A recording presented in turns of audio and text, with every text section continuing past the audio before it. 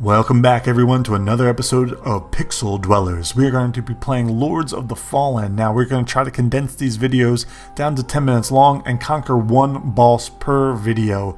And if you like Dark Souls or Bloodborne, this game is kind of like that, minus a little bit of the polish. For this playthrough, we're going to play as the Cleric, which is healing magic mixed with a medium armor set. We could change this along the way, but this is our starting player character. As for the cutscenes, we'll keep in as much as we can, but I'll see you guys on the other side of this intro.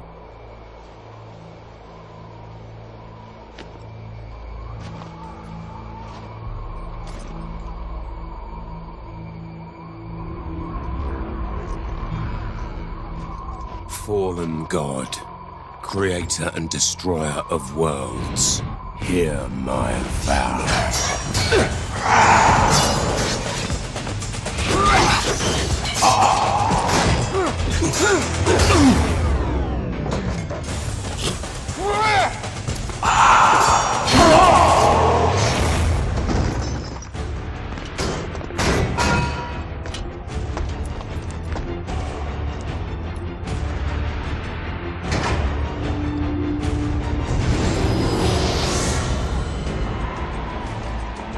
Hear my vow. My vow of defiance.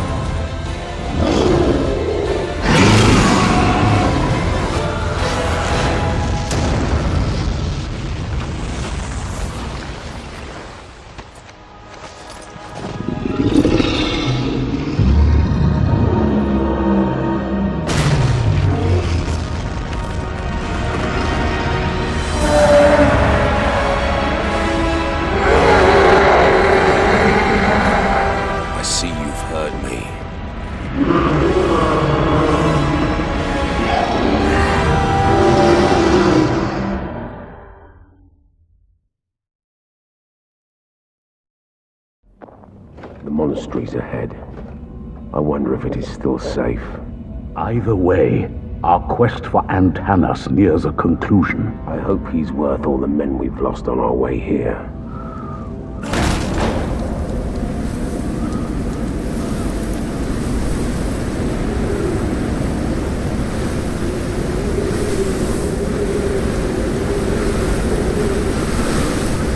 We made it. Let's get to work.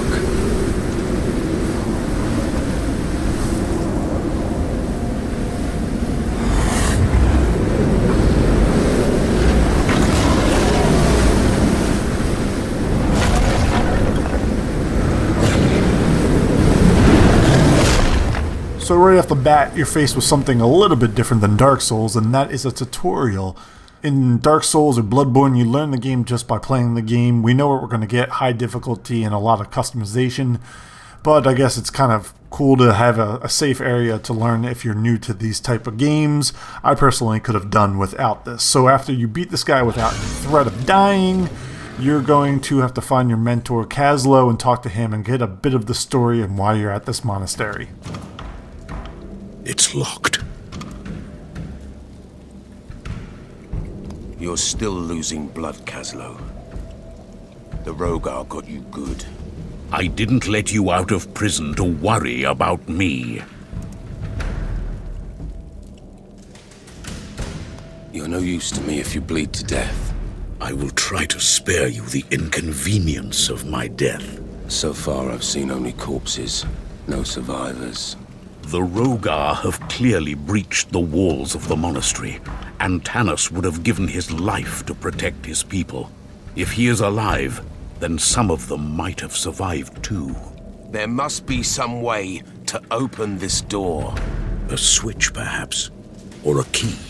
So the tutorial continues. You need to find a key to get through that door behind Kaslo and find this Antanas person. You'll learn how to do stealth and other things like that, and find more journal entries to expand the lore a little bit. It is in me. And it is changing me, my skull. The bones are moving, growing. It does not feel like poison in my veins, more like liquid darkness. We have seen with others what happens next. Eyesight goes first, then follows sanity. Brother William, Brother Peter and I won't let the disease take us. We will choose death before it chooses us.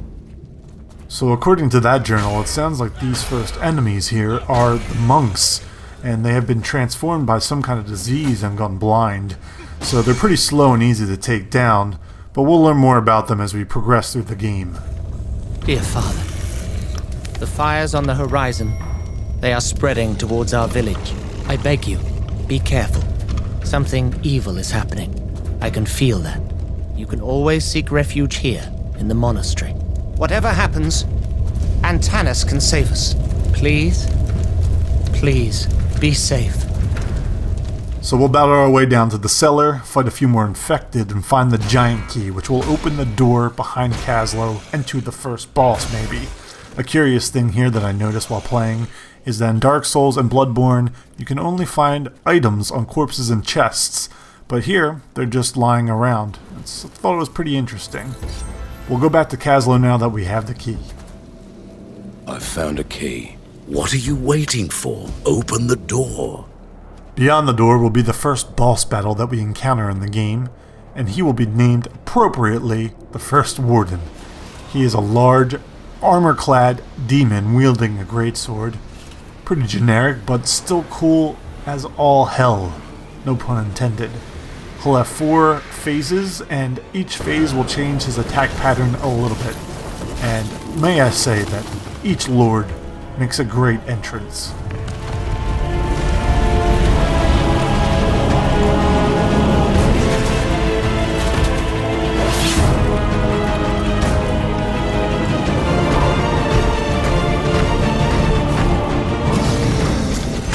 So after that shield bash, you're going to want to get on your feet and start feeling out his moveset. He does a large slam here, and he does that throughout the battle, and I found that to be the best time to land a few hits on him.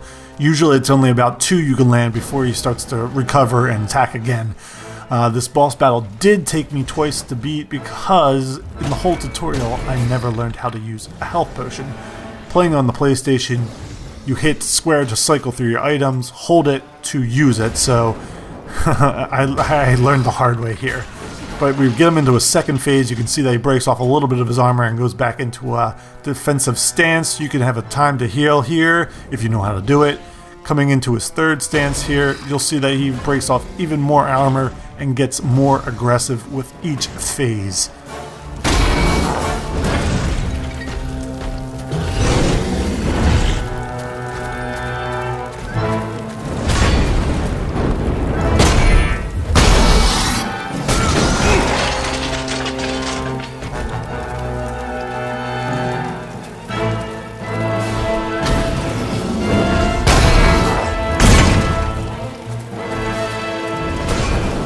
Now, when you get him down to his 4th phase, he's going to whip out his most vicious move while he throws away his shield and come at you like a hurricane of fire. So keep your distance and don't let yourself get hit like I did. Thankfully, I didn't get hit in the beginning. Just keep circling around him. Use your shield when you can to make sure you keep your stamina up. Like any good Souls player, you don't want to lose any of that stamina. And I suggest actually keeping your shield up here and just keep rolling back. Two-handed didn't seem to do any more damage than my one-handed and shield, and you can block a lot of his stuff with your shield.